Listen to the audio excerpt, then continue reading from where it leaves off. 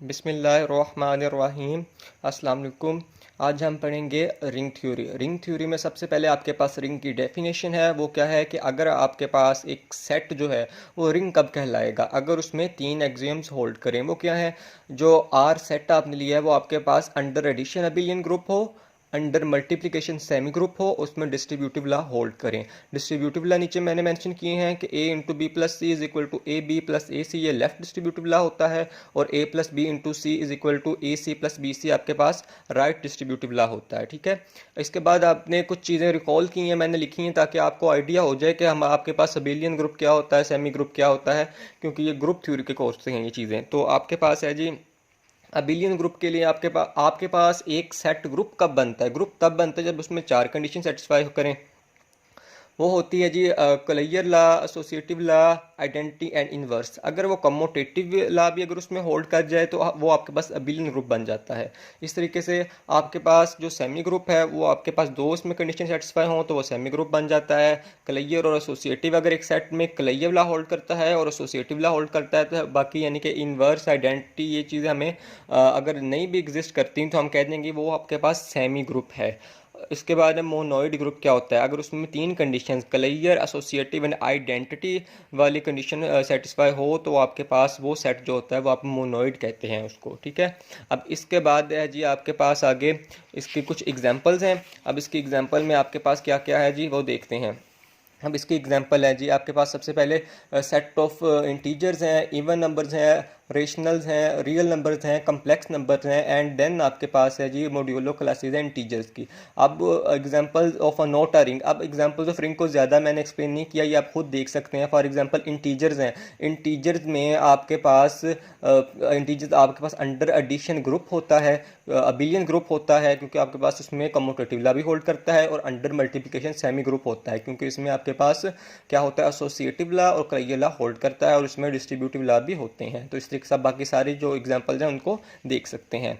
इसके बाद है जी examples of not a ring. ऐसे एग्जांपल जो रिंग नहीं है वो आपके पास set of odd numbers. Odd numbers means आपके पास जो होते हैं 1 3 5 7 9, तो इनमें से ये क्लियर ला होल्ड नहीं करता, इस वजह से रिंग नहीं है। क्यों क्लियर ला होल्ड नहीं करता? आप दो ओड नंबर को ऐड करें, फॉर एग्जांपल 3 + 5 करें तो आपके पास आंसर 8 आता है, विच इज़ इवन। तो आपके पास वो एलिमेंट सेट से बिलोंग नहीं करता, इस वजह से इसमें क्लियर ला होल्ड नहीं करता, तो आपके लिए ये ग्रुप भी नहीं है। तो अगर ग्रुप ही नहीं है तो आपके पास ये रिंग कैसे होगा? एक रिंग के लिए सबसे पहले उसको अंडर एडिशन अबिलियन ग्रुप होना ज़रूरी है और अंडर मल्टीप्लिकेशन सेमी ग्रुप होना ज़रूरी है। इसके बाद है जी आपके पास सेट ऑफ नेचुरल नंबर। वो आपके पास रिंग की एग्जांपल नहीं है। क्यों? क्योंकि सेट ऑफ नेचुरल नंबर में आपके पास आइडेंटिटी नहीं होती। क्यों? क्योंकि कोई भी एलिमेंट आपके पास ऐसा नहीं है जिसके साथ बाकी कोई एलिमेंट मल्टीप्लाई करें तो वही वाला एलिमेंट दोबारा वापस आ जाए। अब इसके बाद है जी आपके पास एक एग्जांपल है, एक स्पेशल एग्जांपल है ये रिंग की, हैमिल्टोनियन क्वाटर्नियन।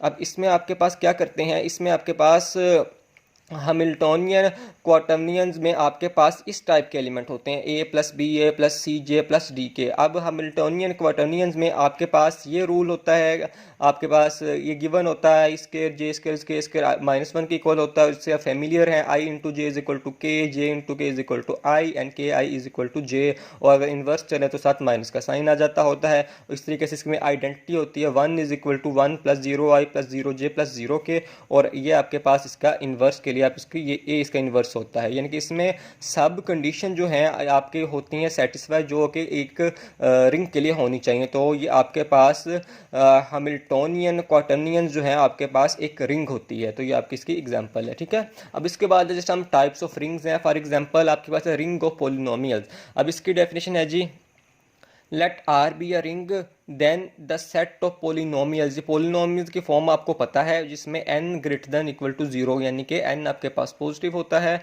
और आपके पास ये रिंग कब होगी? ये आपके पास रिंग होगी आपके पास। इस रिंग को आप डिनोट कैसे करेंगे? इसको करेंगे r ऑफ x। अब r यहाँ पे कोई भी रिंग हो सकती है।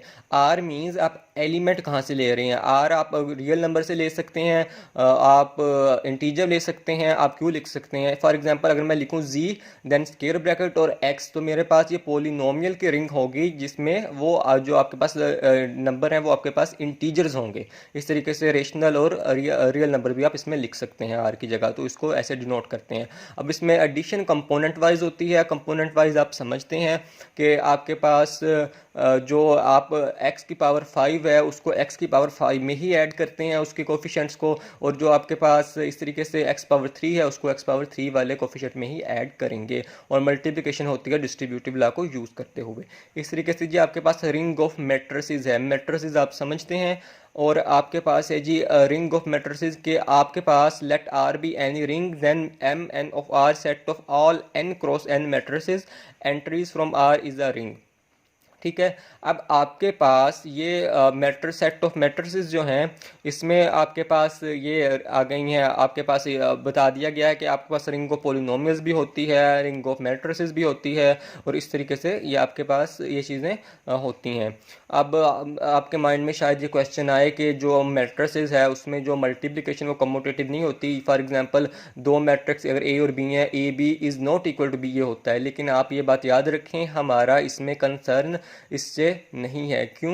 क्योंकि हमें अंडर एडिशन आपके पास अबिलियन ग्रुप होना चाहिए, under addition commutative law hold करना चाहिए। अंडर मल्टीप्लिकेशन तो सिर्फ दो कंडीशन चाहिए कि आपके पास दोनों एक कलेयर लॉ होल्ड कर जाए और एक एसोसिएटिव लॉ होल्ड कर जाए, तो आपके पास वो फिर क्या हो जाएगा, वो आपके पास सेमी ग्रुप हो जाएगा अंडर मल्टीप्लिकेशन। तो अब आपके पास है जी इसके बाद इस नॉन एग्जांपल अगेन मैंने लिखनी है इसकी नॉन एग्जांपल, जैसे आपके पास ओड नंबर और नेचुरल नंबर है, मैंने ऑलरेडी आपको एक्सप्लेन कर चुका हूँ। इसके बाद है जी रिंग विद आइडेंटिटी। अब हम बात कर रहे हैं, सबसे पहले हमने रिंग की बात की। आपने ये चीज़ें अपने माइंड में रखनी है कि आपने किस तरीके से हम डील कर रहे हैं चीज़ों को। सबसे पहले हमने रिंग की बात की। रिंग के आपने एग्जाम्स याद रखने हैं, group under addition, semi group under multiplication and distributive law. ठीक है, ये चीज़ें होल्ड करनी चाहिए आपके पास। ठीक है, और अबिलियन ग्रुप के लिए आपको आइडिया होना चाहिए क्या क्या होना चाहिए उसमें। एसोसिएटिव लॉ और होल्ड करना चाहिए, कलेयर लॉ होल्ड करना चाहिए, उसके अलावा आपको इन्वर्स एग्जिस्ट करना चाहिए, आइडेंटिटी एग्जिस्ट करनी चाहिए, और वो कम्यूटेटिव लॉ एग्जिस्ट करना चाहिए। अगर आपके पास 5 चीज़ें होंगी तो आपके पास क्या हो जाएगा, वो अबिलियन ग्रुप हो जाएगा।